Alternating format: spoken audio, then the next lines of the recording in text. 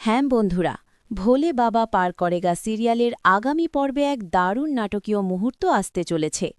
কোর্টে যখন বিচ্ছেদের দলিলে সই করার পালা, ঠিক তখনই একটা বড়সড় ঘটনা ঘটবে।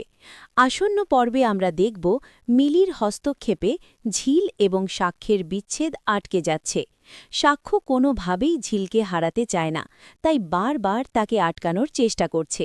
কিন্তু চৈতির মিথ্যা কথায় বিশ্বাস করে ঝিল সিদ্ধান্ত নিয়েছে সাক্ষ্যকে ডিভোর্স দেওয়ার। সাক্ষ্য বোঝানোর চেষ্টা করেও ব্যর্থ। সে জানায় যে সব কিছু মিথ্যা এবং সে সম্পর্কটা শেষ করতে চায় না।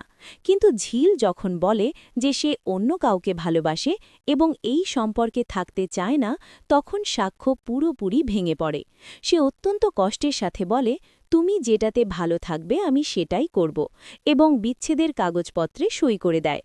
এদিকে ঝিলও কিন্তু প্রতি মুহূর্তে কষ্ট পাচ্ছে এবং কান্নায় ভেঙে পড়ছে। সে নিজের পরিবারের কাছেও তার মনের কষ্ট প্রকাশ করে।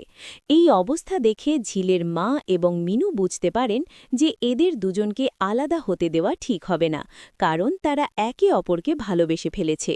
তারা সিদ্ধান্ত নেয়, সমাজ বা পরিবার যাই বলুক তাদের এক করতেই হবে।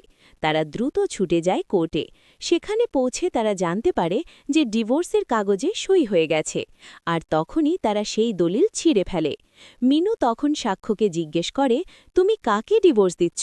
সেই ঝিলকে, যে তোমাকে ভালোবেসে কষ্ট পাচ্ছে এবং তোমাকে ছাড়তে চায় না?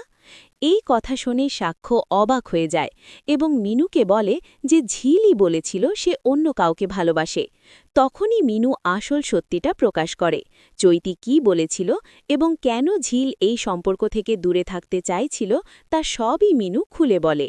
সব কিছু শোনার পর সাক্ষ্য ঝিলকে ভরসা দিয়ে বলে, ভয় পেও না, আমার পরিবার যাই করুক না কেন আমি তোমার পাশে আছি। দরকার হলে তোমাকে নিয়ে বাইরে চলে যাব, কিন্তু আমি তোমাকে ভালোবেসে ফেলেছি, তোমাকে ছাড়তে চাই না। স্বাক্ষরের এই কথায় ঝিল যেন হতবাক হয়ে যায়।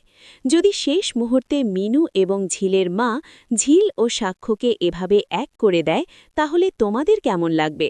ঝিল ও সাক্ষ্যের মিলন তোমরা দেখতে চাও কিনা কমেন্ট করে জানাতে পারো।